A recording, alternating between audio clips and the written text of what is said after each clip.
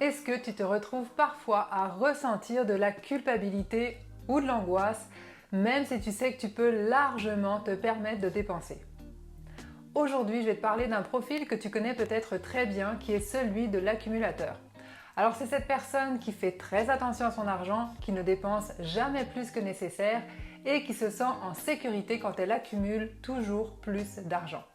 Avant d'aller plus loin, j'aimerais te rappeler que nous sommes déjà rendus à la 4e vidéo sur les archétypes financiers qui va en compter 8. Si tu as envie de découvrir les 3 autres archétypes précédents, je t'ai mis les liens dans la description. Bonjour, je m'appelle Aurélie, coach consultante en création de richesse et sur cette chaîne, j'aime aborder des sujets en lien avec l'argent, l'entrepreneuriat et le développement personnel pour aider les entrepreneurs à se créer une vie d'abondance riche de sens. Alors je vais te raconter l'histoire de Sophie, une femme brillante qui réussit professionnellement. Sophie est psychologue et elle a monté sa propre clinique. Elle gagne plus de 100 000 $ par an en ne travaillant que 25 heures par semaine, qui est considéré un temps plein dans son milieu. Sophie n'a aucune dette et elle a même réussi à économiser plus de 50 000 $ en seulement 2 ans et je suis certaine qu'il y a beaucoup de personnes qui aimeraient dans ces situations, si je vous pose la question. Mais voilà, peu importe notre situation, on a toutes nos bébêtes et Sophie, malgré sa situation financière très alléchante, n'échappe pas à cette règle. À chaque fois qu'elle est invitée à sortir avec des amis, elle ressent une étrange angoisse car elle sait qu'elle va devoir dépenser. Par exemple, si ses amis choisissent un restaurant branché où le repas va lui coûter peut-être 50 $, elle se sent immédiatement stressée. Même si Sophie apprécie la bonne cuisine, elle préférerait manger dans un petit restaurant à 20-25 $ le plat, même si elle sait qu'elle peut largement se permettre de dépenser plus. Quand elle regarde le menu, elle ressent une petite sueur froide qui l'envahit et quand l'addition arrive, son anxiété monte encore d'un cran. Ce sentiment n'est pas seulement présent lors des sorties avec tes amis. Parfois, Sophie se réveille avec une sensation d'inquiétude sans véritable raison. Et quand vient le temps de payer les factures, même si elle a largement de quoi il faut dans son compte, elle se met à stresser. En gros, chaque dépense, chaque sortie d'argent devient une source de malaise. Et pourtant, Sophie n'a jamais été endettée, elle est responsable avec son argent. Mais quelque chose en elle la pousse toujours à s'inquiéter dès qu'il s'agit de dépenser. L'histoire fondamentale des accumulateurs. Alors pour un accumulateur, l'argent représente la sécurité, la stabilité et une sorte de protection. Quand il est stressé, il voit ses économies comme essentielles pour survivre. C'est un peu comme si ne pas économiser assez équivalait au fait d'être en danger. Du coup, l'argent prend une place énorme dans sa vie et il peut devenir obsédé par l'idée de toujours en avoir plus. C'est ce qui peut le pousser à compter ses économies tout le temps, à s'inquiéter sans cesse du rendement de ses investissements ou à avoir du mal à dépenser même pour des choses très simples. Et parfois, ça crée des tensions avec ses proches qu'il trouve toujours trop dépensiers, sauf s'ils sont eux-mêmes des accumulateurs. Dans les cas extrêmes, l'accumulateur est convaincu que s'il accumule assez d'argent, il sera enfin en sécurité et protégé. Le problème est qu'il donne le pouvoir de se sentir en sécurité et protégé à quelque chose qui est extérieur à lui et sur lequel en vérité il a un pouvoir limité. Il n'y a qu'en revenant à soi et sur quoi nous avons 100% de contrôle que l'accumulateur ou tous les autres profils vont réellement trouver cette sécurité tant recherchée. Les accumulateurs ont généralement 2 façons de voir les choses, soit ils cherchent à dépenser le moins possible, soit ils se concentrent sur le fait d'économiser toujours plus. Beaucoup d'accumulateurs frugaux ont ce qu'on appelle le syndrome de la femme avec le sac en papier. Ils sont convaincus qu'ils finiront pauvres ou sans abri. Alors même s'ils ne croient pas vraiment à cette possibilité, ils ont une relation à l'argent qui est basée sur la peur de tout perdre. Depuis leur enfance, on leur a souvent répété que dépenser sans réfléchir pouvait mener à la catastrophe. Certains accumulateurs viennent de familles qui ont vécu des périodes difficiles comme la Grande Dépression, une guerre ou une grande crise économique. À l'époque de la Grande Dépression, le marché boursier avait perdu 83% de sa valeur, ce qui est bien plus que lors des crises plus récentes de 2008, pour ne nommer que celle-là. Mais ce qu'il faut comprendre, c'est qu'au-delà des pertes financières, ces périodes de récession laissent des cicatrices profondes sur le plan émotionnel, avec une montée des suicides, de la dépression et de l'alcoolisme. Alors c'est sûr qu'aujourd'hui ça peut nous paraître difficile d'imaginer à quel point ces périodes ont été dévastatrices quand on vit dans une époque où presque tout le monde a une voiture, un téléphone portable et du crédit à gogo. Les personnes qui ont vécu de grandes pertes financières dues à l'économie ont cherché à comprendre ce qui avait mal tourné et surtout comment ils pouvaient éviter que ça se reproduise. Les leçons qu'ils ont tirées de cette période ont marqué non seulement leur génération, mais aussi celle de leurs enfants et de leurs petits-enfants. C'est ce qui influence encore les accumulateurs d'aujourd'hui à différents niveaux. Tant qu'il n'y aura pas de réelle prise de conscience, un réel travail sur les croyances et les comportements, eh bien ça risque de se transférer de génération en génération. J'ai d'ailleurs fait une vidéo sur les loyautés familiales qui pourra t'aider à mieux comprendre ce phénomène si tu désires aller plus loin. En Europe, on retrouve un phénomène similaire, mais cette fois-ci à cause de la guerre de 39-45, sans parler des guerres plus récentes comme celle qui a eu lieu en Croatie et qui était dans les années 90. Alors il existe une autre catégorie d'accumulateurs qui n'est pas forcément motivée par la peur de manquer, mais plutôt par le plaisir de voir les économies augmenter. Alors pour certains, c'est parce que quand ils étaient petits, eh bien on les a tellement félicités pour leur capacité à économiser, ou bien parce qu'ils voulaient imiter un parent ou un modèle qui économisait beaucoup. D'autres encore ont peut-être vu quelqu'un dans leur entourage qui ne s'était pas suffisamment préparé financièrement et qui s'est retrouvé en difficulté et ils se sont promis de ne jamais faire la même erreur. Une situation qui arrive souvent entre les accumulateurs et leurs conseillers financiers, c'est que les accumulateurs se sentent coupables de demander leur propre argent pour la dépenser. Ils ont l'impression de devoir justifier chaque dépense pour calmer leur culpabilité ou leur peur, comme s'ils le faisaient avec leurs parents quand ils étaient enfants. Alors évidemment, tous les accumulateurs ne sont pas aussi intenses. Il y a des accumulateurs qui dépensent ou donnent beaucoup chaque année sans se priver. Ce qui les caractérise, c'est qu'ils ont déjà accumulé ou hérité bien plus que ce qu'ils ne pourront jamais dépenser. Leur revenu annuel est souvent bien plus élevé que leurs dépenses et leurs dons. Ces personnes sont donc toujours dans un état d'accumulation.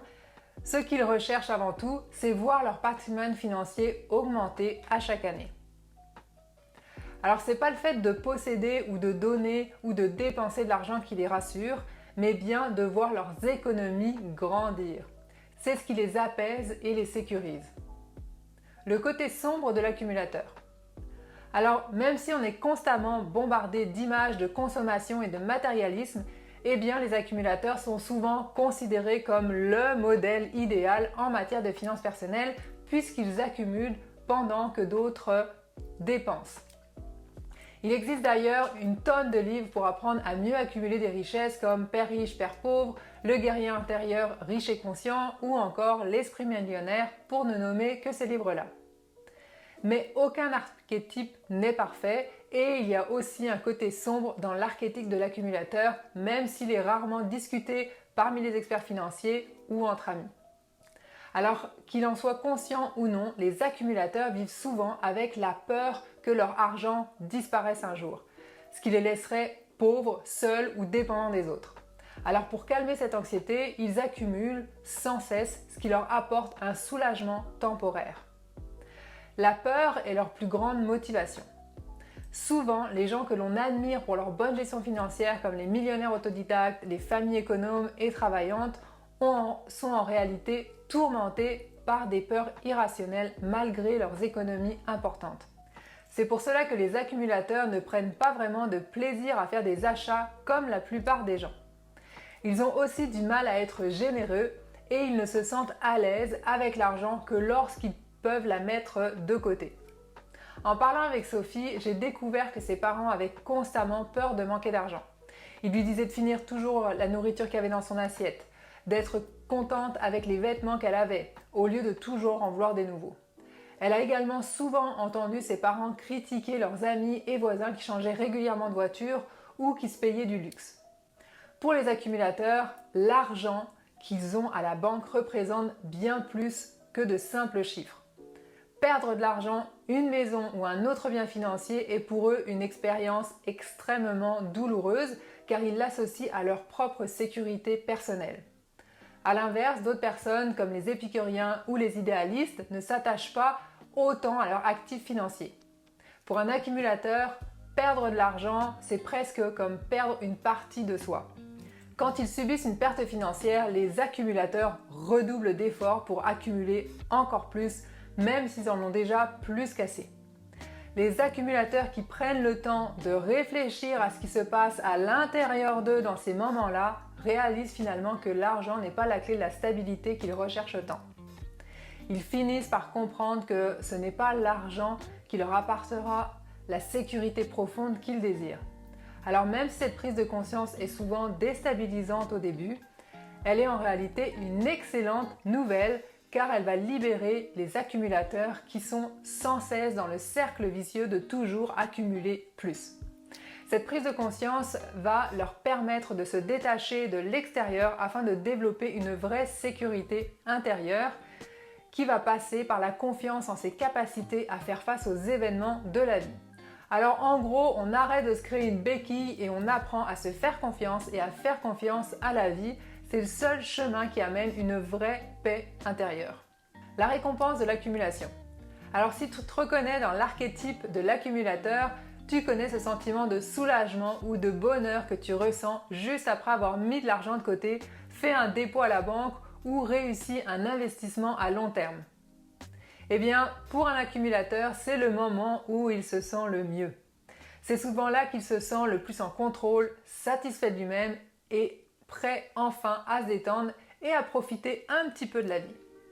L'accumulation d'argent lui donne un vrai soulagement, une sensation de sécurité.